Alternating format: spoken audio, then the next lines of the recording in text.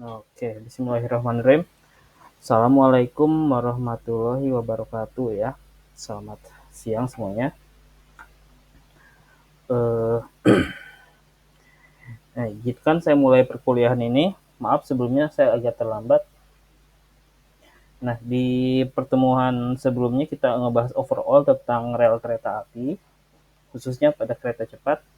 Nah, pada pertemuan ini kita mungkin agak akan sedikit lebih teknis ya, sedikit lebih teknis, di mana kita akan membahas tentang eh, perencanaan rel.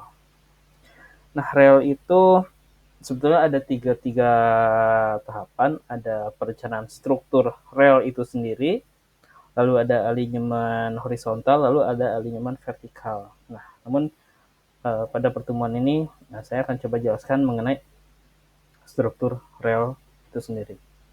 Oke, pertama dari kita udah ketahui ya bahwa si eh, rel kereta api itu terdiri dari eh, pertama ada rel bentuknya kayak gini kurang lebih. Oke. Lalu ada sleeper. Oke. Lalu di bawah di antara sleeper dan rel ada balas ya atau split. Nah, baru di sini adalah tanah dasar. Oke. Di sini adalah rel, di sini adalah sleeper atau kita sebut dengan bantalan. Lalu di sini ada balas. Nah, balas ini eh, terdiri dari split ya. Ini batu-batu kerikil. Ini batu-batu kerikil. Oke. Nah, mengenai standar rel, kita ada beberapa macam. Sedikit saya review. Coba ada yang paham? Kita ada berapa lebar rel? Ada berapa standar yang dipakai di Indonesia? Lebar rel ada yang standar, ada yang sempit atau thin. Oke, kalau yang standar berapa milimeter? Saya tanya eh, siapa ya di sini ya? Saya tanya Muhammad Azhar. Ada Muhammad Azhar? Hadir, Pak. Oke, coba saya tanya. Lebar rel standar kita tuh berapa sih? Kalau lebar rel standar yang pernah saya jelaskan pertemuan lalu berapa? 1400 milimeteran, Pak. 1400. Ini yang nggak tahu. Oke, XX milimeter ini untuk yang standar. Kalau yang sempit, yang kecil berapa? Muhammad Asar? 1000 milimeteran, Pak. Oke, 1065 milimeter. Ya, ini jarak antar relnya nih. Jadi ada dua, ada yang 1435 ya milimeter.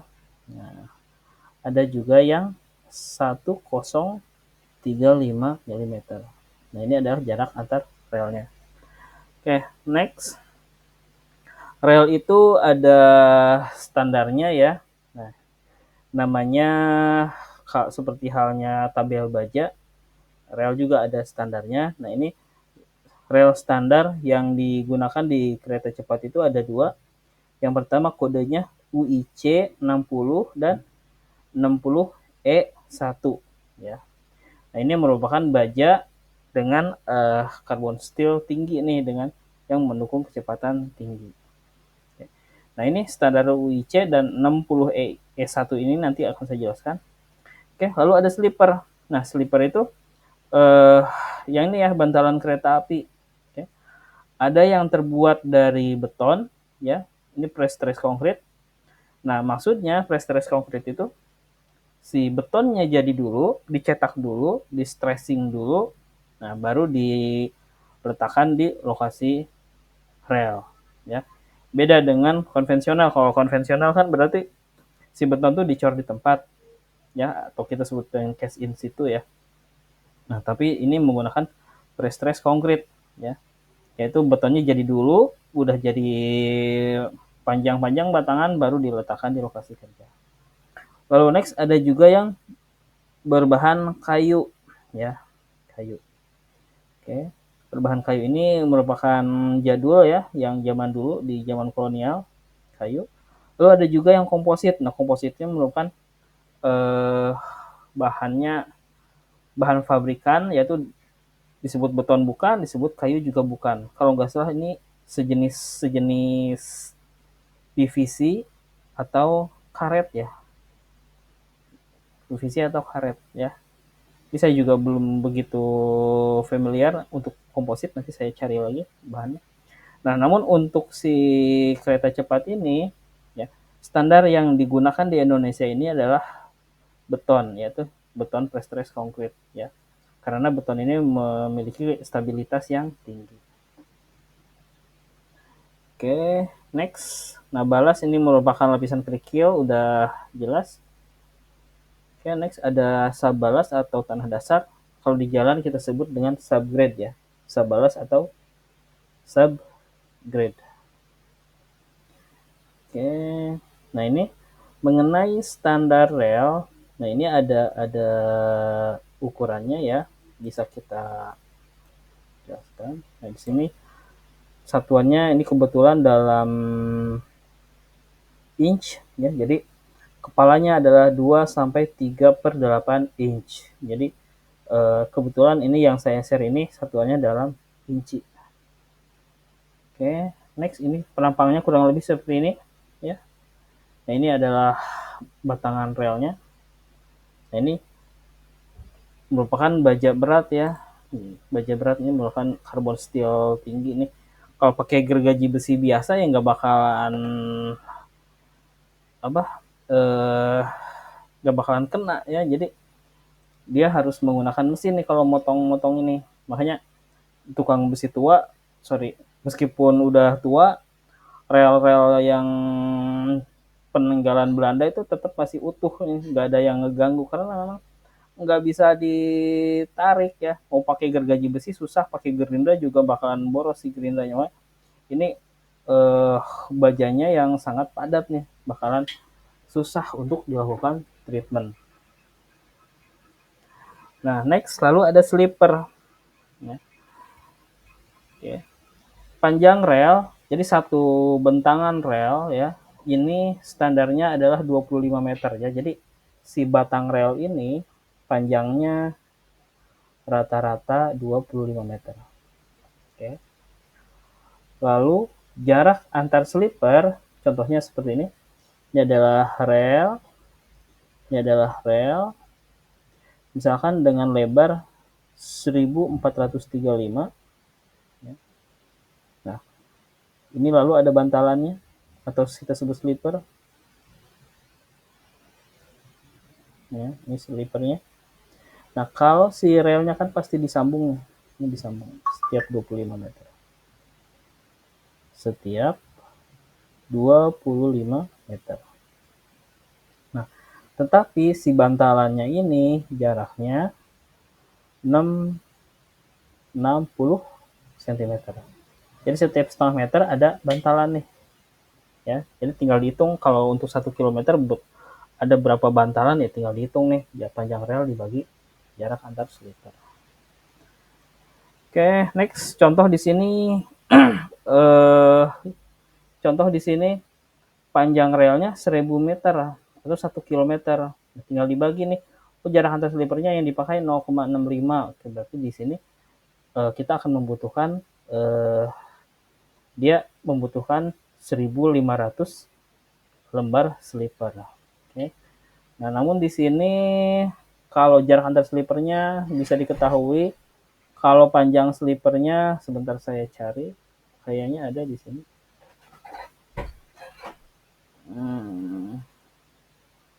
Oh sorry, ini nggak dijelaskan ya panjang slippernya. Jadi si slippernya itu berbentuk balok. Oke, bentuk balok. Nah, ini ada yang dari beton, lalu ini ada yang dari komposit nih. Biasanya warna-warni, ada yang biasanya warna merah, paling familiar warna merah. Oke. Lalu ada slipper lagi.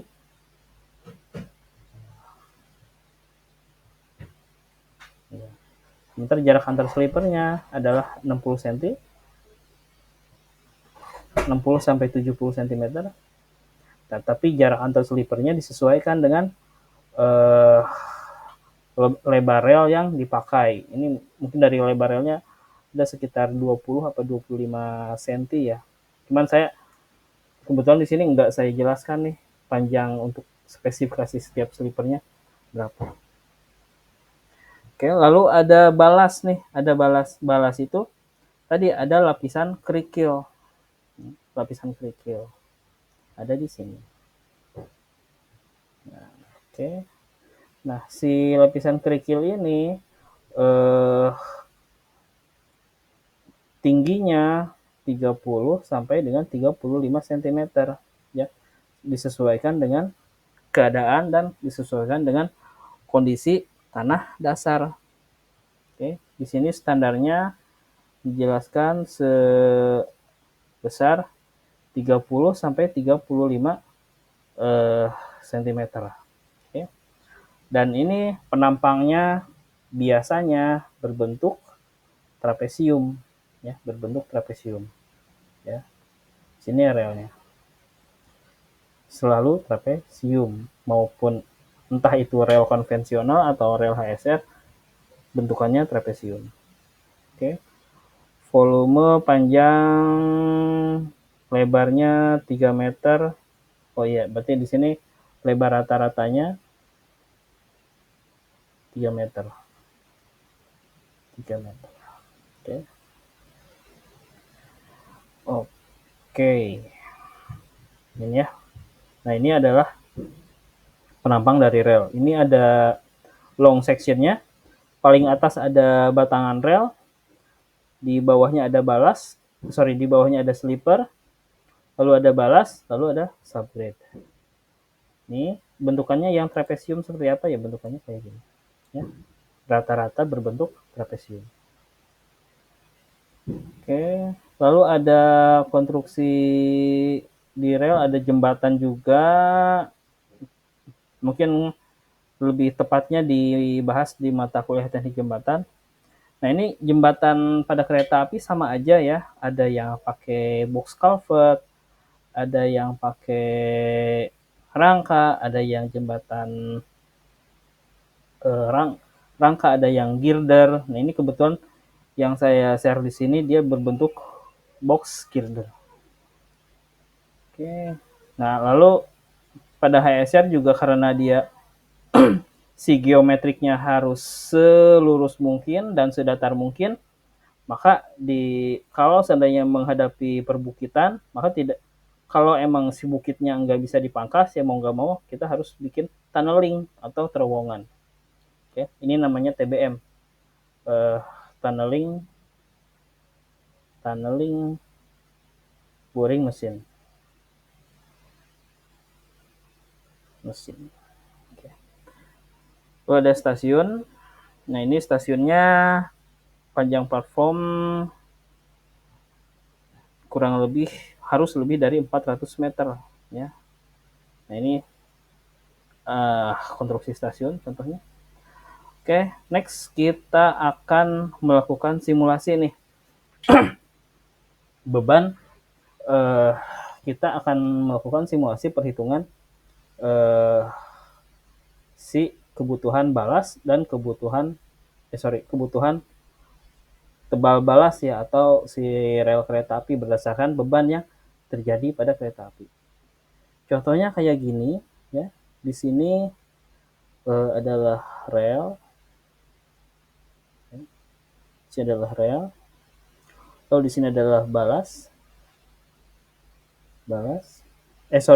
slipper. Nah, ini kayak gini slippernya. Oke. Nah, si roda kereta api tentunya kan pasti di atas rel nih. Ya. Seandainya kita buat cross section. ya, cross section. Berarti kurang lebih seperti ini. Ini relnya. Ini relnya. Lalu ada balas, ada slipper. Nah, ini baru roda kereta. Nah, ini roda kereta. Ini roda kereta. Oke. Nah, ini roda kereta nih. Biasanya kayak gini. Nah, tapi kalau kita buat long section, misalnya kita buat long section,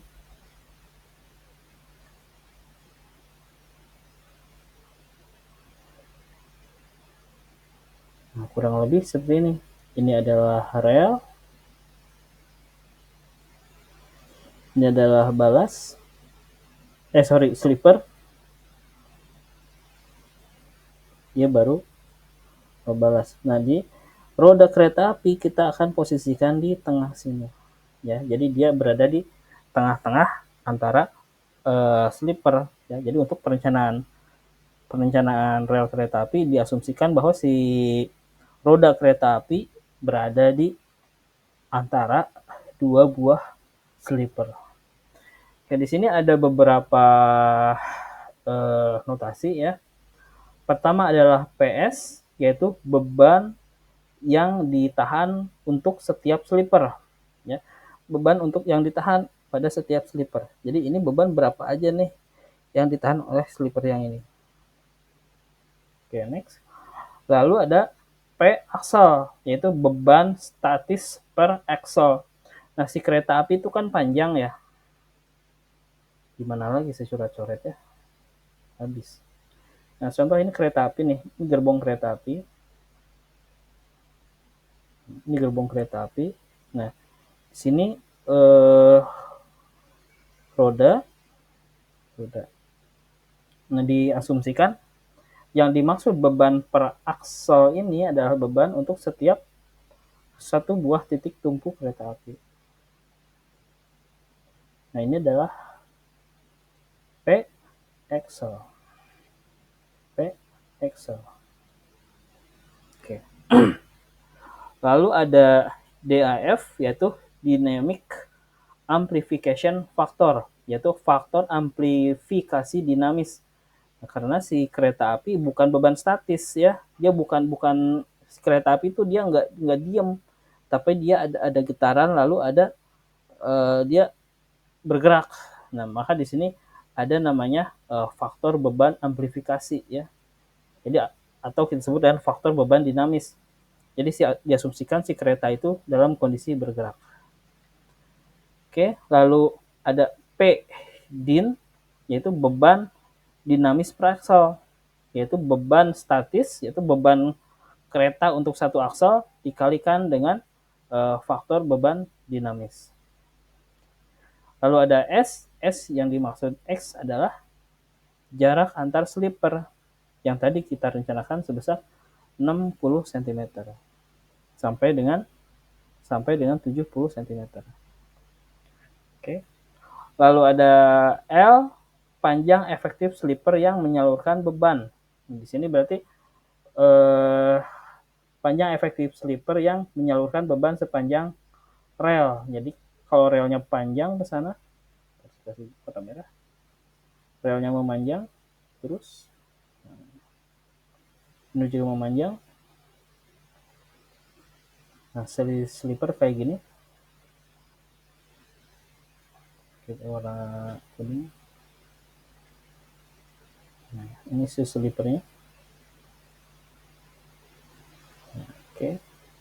Nah, dia panjang efektif slipper yang menyalurkan beban sepanjang rel. Jadi ya, kalau relnya di sini, maaf saya buat slide. Gimana ya? Sini aja deh.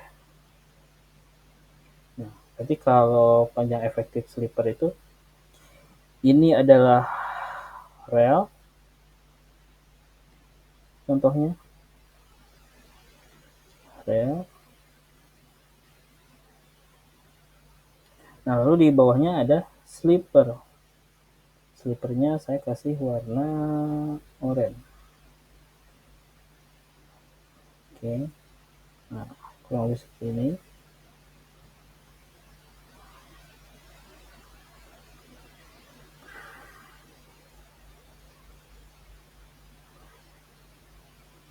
Oke. Nah, jadi di sini ada jarak L, panjang efektif slipper yang menyalurkan beban sepanjang L. Nah, yang dimaksud beban sepanjang L ini adalah sini satu kotakan sini nih. Saya kasih warna biru.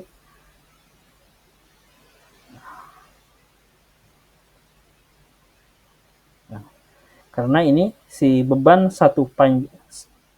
beban yang ditanggung oleh rel akan dibagikan oleh dua buah slipper, ya. Jadi panjang L ini adalah sepanjang relnya adalah dari tengah tengah slipper sini sampai tengah slipper sini. Lalu beban yang didistribusikan adalah setengah dari panjang slipper sekitar sini sampai dengan ujung slipper, ya. Oke, next ada WO, lebar kontak awal slipper di muka batas. Nah, berarti WO-nya adalah yang ini.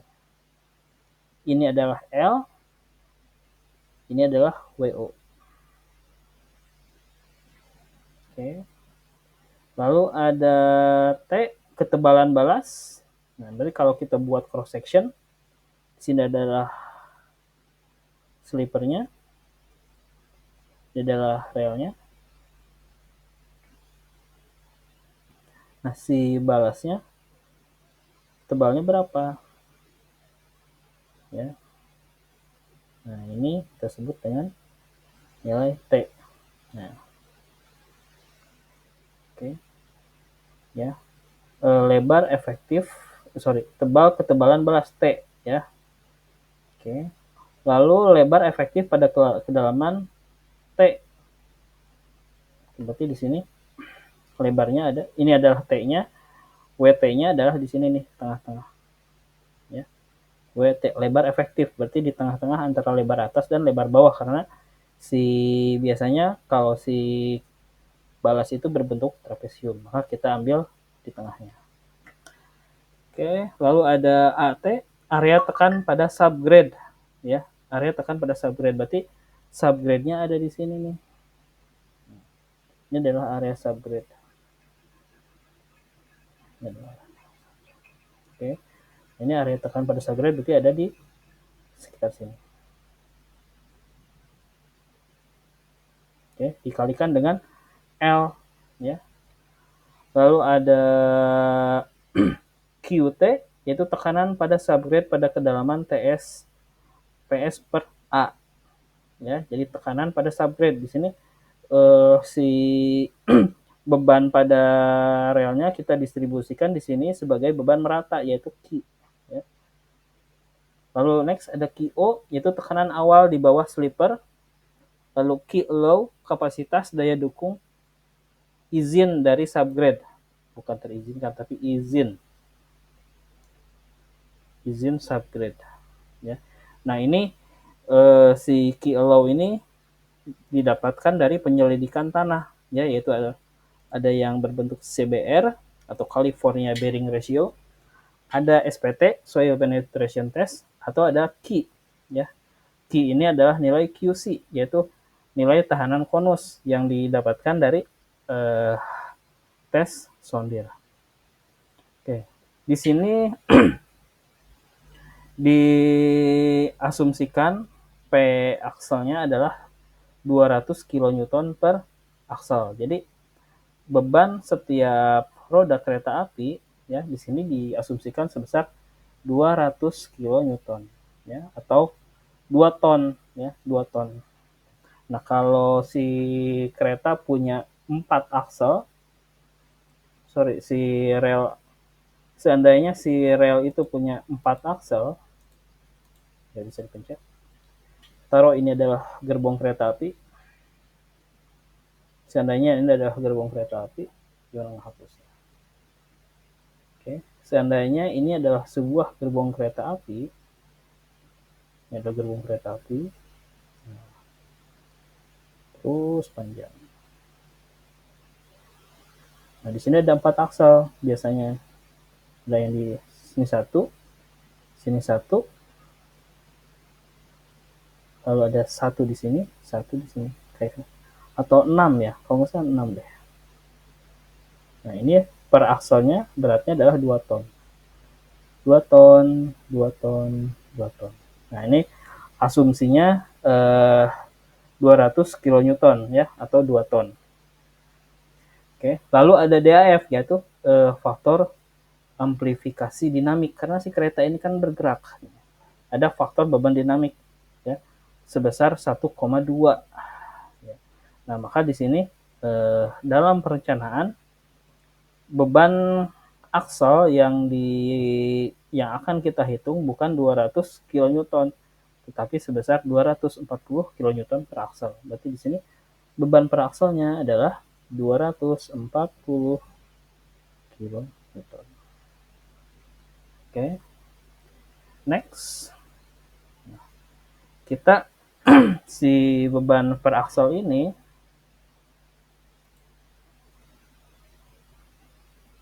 ya, kita distribusikan pada 2 slipper terdekat ya. Tadi sudah saya jelaskan bahwa si ini adalah rel ya, adalah rel. Ini adalah bantalan. Bantalannya pakai warna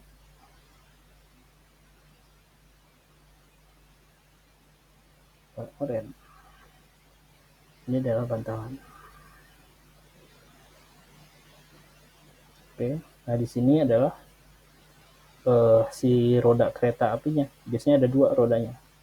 Nah, ini bebannya adalah sebesar 240 kilonewton. Ya. Didistribusikan pada 2 buah slipper ya. Dengan jarak berarti satu slipper ini dibagi 2 nih si beban kereta api. Berarti di sini akan ada di gambar kedua si slipper akan menerima beban yang satu 120, yang satu 120. Oke. Nah, kita rencanakan dulu yang ini. Ya. Nah, di sini jarak antar slippernya diketahui sebesar 0,6 meter atau 60 cm. Oke. Dengan L sebanyak 0,6 ya. L di sini yang dimaksud di sini L itu adalah dia satu buah bantalan. Ini adalah rel kereta api. Ini bantalan. Nah, karena di sini ada bantalan lagi, ya, di sini jaraknya adalah 60. Nah, karena bebannya dibagi 2, ya, bebannya dibagi 2, slipper ini sama slipper situ, berarti lebar efektif yang mendistribusikan beban adalah 0,6. Nah, tapi 0,6 ini bukan jarak antar slipper, ya, tapi panjang efektif rel yang ditahan oleh itu slipper. Berarti lebar efektifnya adalah setengah dari slipper sebelumnya dan setengah slipper setelahnya. Berarti di sini setengah L, di sini adalah setengah L, di sini setengah L juga. Oke, ya, setengah. Berarti jaraknya ya sama, sekitar 0,6 meter. Oke. Lalu lebar muka kontak. Kayaknya slipper yang atau di sini ya. Oke, nanti saya cek dulu ini apakah yang di lebar rel atau lebar ke sininya. Kayaknya lebar ke sininya deh. Ini lalu ada WO, lebar kontak muka slipper ya. Di sini slipper ini ukurannya 30 cm. Ya, 0,3 meter. Jadi lebar slipper yang terkena si rel adalah sebesar 30 cm. Ya. Oke, di sini model menyebarkan beban vertikal dan beban horizontal sebanyak 1/2 ya, atau dan menghasilkan WT 4 WO menghasilkan WT sama dengan WO plus 4 dikali T. Maka nilai-nilai dan nilai geotekniknya adalah 100 kN per meter. Jadi di sini diasumsikan si subgrade yang di bawah ini ya mempunyai nilai daya dukung sebesar 100 kN per meter. Oke. Nah, next. Nah, ini kita hitung lebar efektif kedalamannya, ada tekanan subgrade, lalu tekanan pada subgrade, tekanan awal pada bawah slipper. Nah, kita hitung semuanya. Bla bla bla bla bla bla. Nah, maka singkat cerita ya, kalau seandainya si Q-nya 100 kN, oke. Kalau kita rencanakan apabila T-nya ya, jadi apabila si balasnya 0,3, maka dia akan menghasilkan Q sebesar 133 ya. Sorry, ini gaya cepat. Mungkin secara detail kita akan latihan di minggu depan ya. Ini saya jelaskan secara umum dulu. Oke. Nah, ini adalah si balasnya. Ini adalah subgrade. SG subgrade. Di sini adalah balas. Oke. Nah, apabila T-nya sama dengan 0,3, maka menghasilkan Q sama dengan 133. Ya. Nah, di mana ternyata si Q kita ya dihitung di sini mana Q-nya?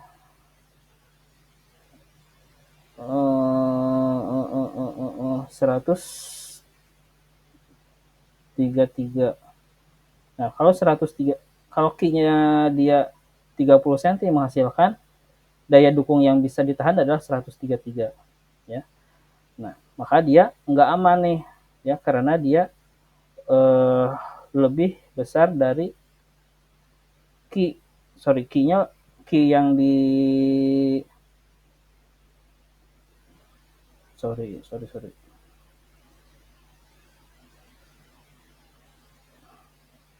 Oh ya, oke. Apabila dia tebal subgrade-nya 0,3, nah maka dia tekanan yang terjadi di sini di tanah ini adalah sebesar 133 kN per meter. Nah, tetapi apabila T-nya sama dengan 50 cm, tapi dia akan menghasilkan Q sebesar 87 ya.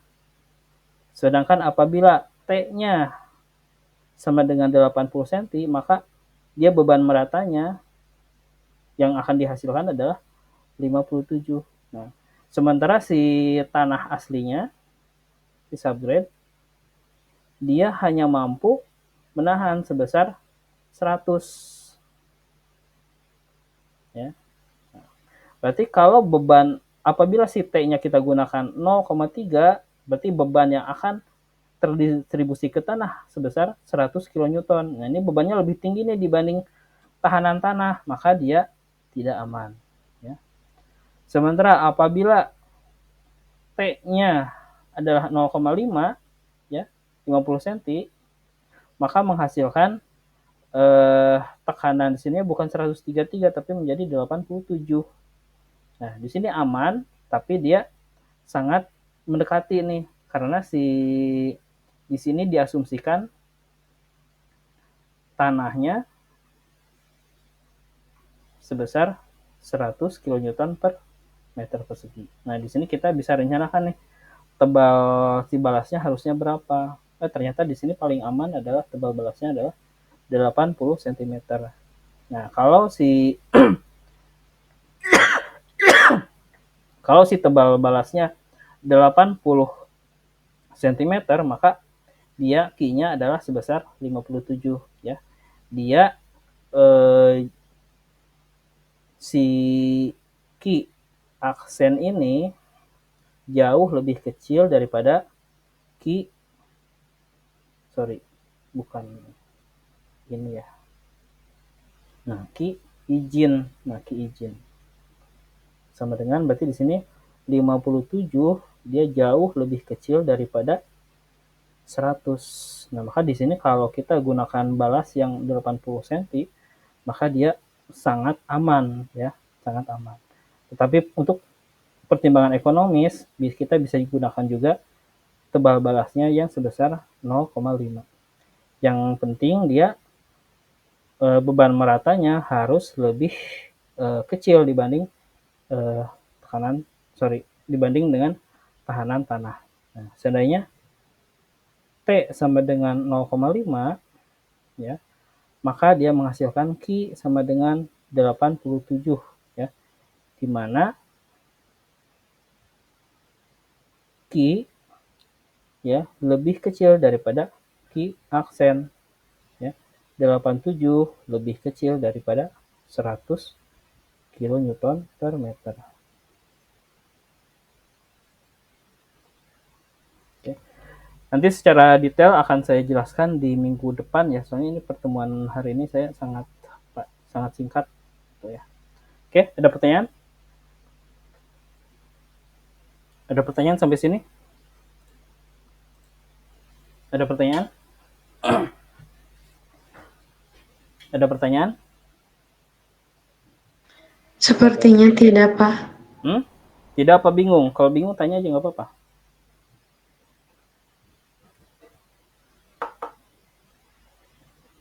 Sekarang kita coba, seandainya kalau kita Q-nya kita rubah nih, jangan ini 0,5, 0,3 udah jelas gak aman, 0,5 87. Oke, kita coba nih, seandainya T-nya kita ganti nih, bukan 0,5 deh. Bisa nggak sih? Ini kan kita butuhnya nilainya 100 ya. Butuhnya nilainya 100.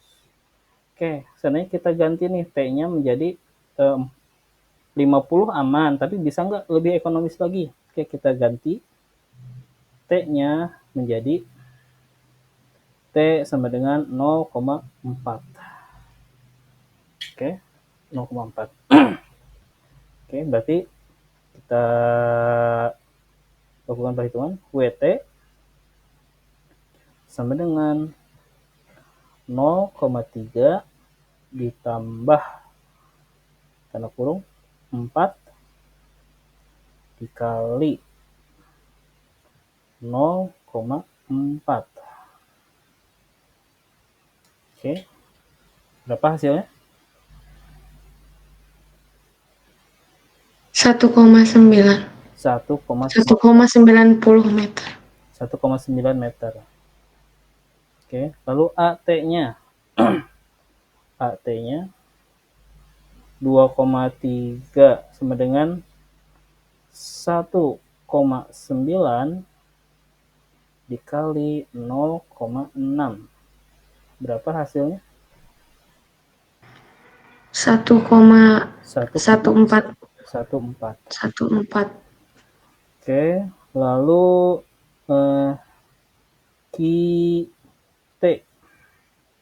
QT-nya berarti 120 dari mana ya?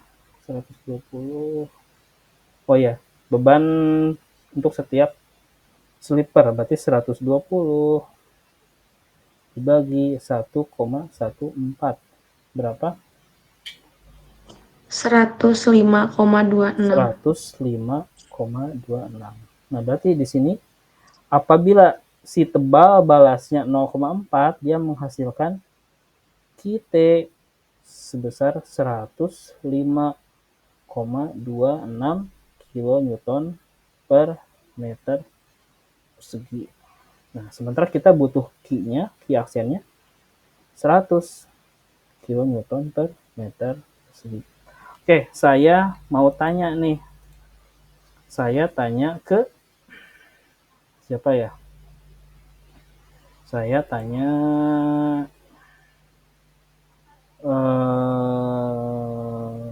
Muhammad Azhar udah. Siva Imelda ada? Ada Siva Imelda? Ada, Bapak. Ada. Nah, tadi kita hitung si tebal balasnya 0,4 meter. Ternyata hasilnya 105,26. Ini aman nggak nih kalau kita pakai?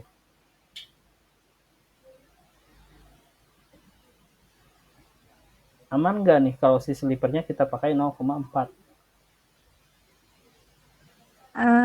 Aman kayaknya, Pak. Kenapa aman? Kita sama dengan 105,26.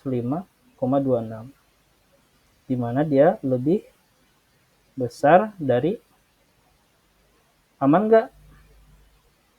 Aman, Bapak, karena lebih besar dari kitanya gitu, bukan, Pak? Apanya yang lebih besar? Si kitanya. Kita itu apa? Kita itu apa? Kita itu apa?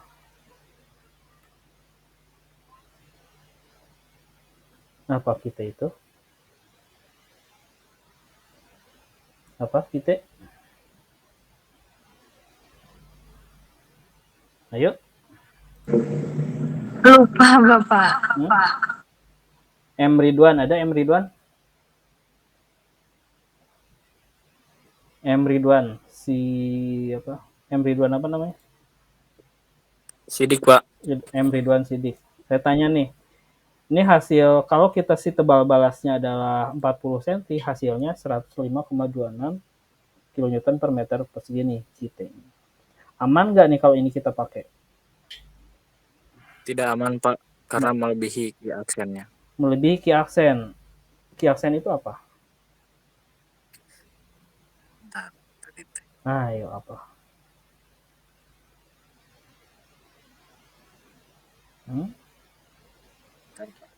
Apa?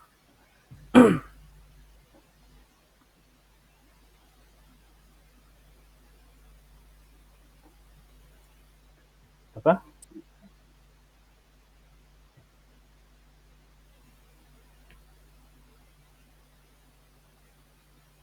Kalau kita apa kita? Kalau kita mah tekanan pada subgrade. Tekanan pada subgrade. Oke, berarti kita sama dengan tekanan pada subgrade. Nah, kalau Ki aksen berarti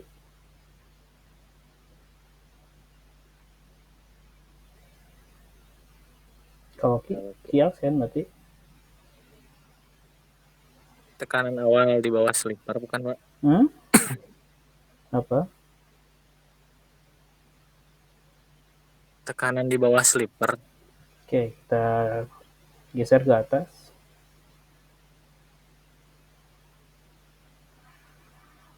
Nah, Ki allow subgrade. Nah, dia sebesar 100 kN.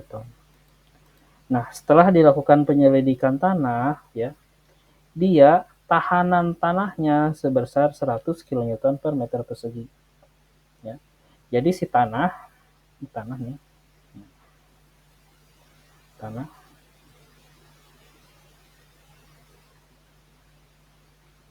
dia mampu menahan beban sebesar 100 kN per meter persegi.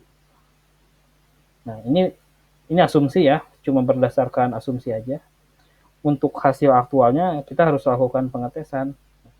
Si tanah dia mampu menahan bebannya sebesar 100 kN per meter persegi. Nah, ternyata beban yang terjadi, apabila slipernya 0,4, ya. Nah, apabila slipernya 0,4 sorry. Apabila slipernya 0,4 ya, dia bebannya Q-nya adalah 105 ya. Nah, si engine-nya 100 cc tapi dikasih beban 2 ton kayak gitu. Kuat gak si tanahnya?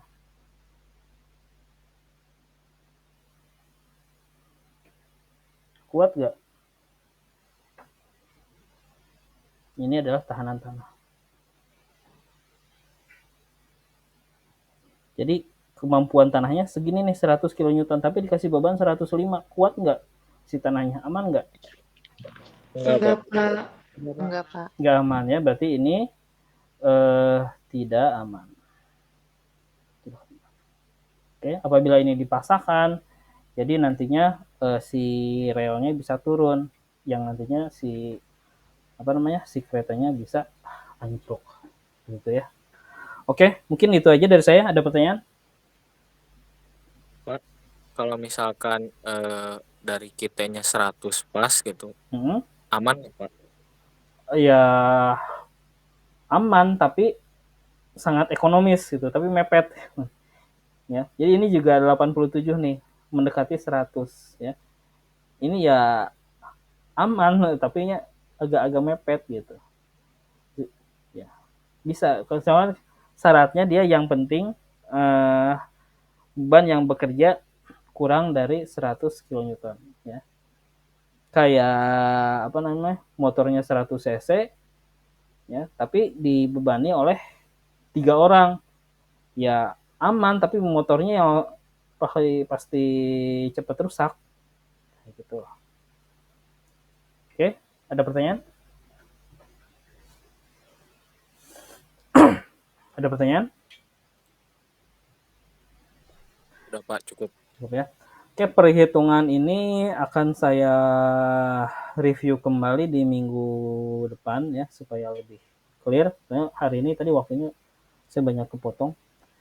Oke, saya cukupkan sekian untuk hari ini. Tugasnya belum ada. Tugasnya mungkin nanti akan mulai saya jelaskan di minggu depan. Oke, pertemuan ini saya rekam. Mudah-mudahan bisa berhasil saya save. Nanti kalau berhasil baru saya upload di YouTube. Gitu aja dari saya. Mudah-mudahan pertemuan kita bermanfaat. Saya ucapkan terima kasih. Assalamualaikum warahmatullahi wabarakatuh. Waalaikumsalam warahmatullahi wabarakatuh. Terima kasih, Pak. Ya, sama-sama. Makasih, Pak.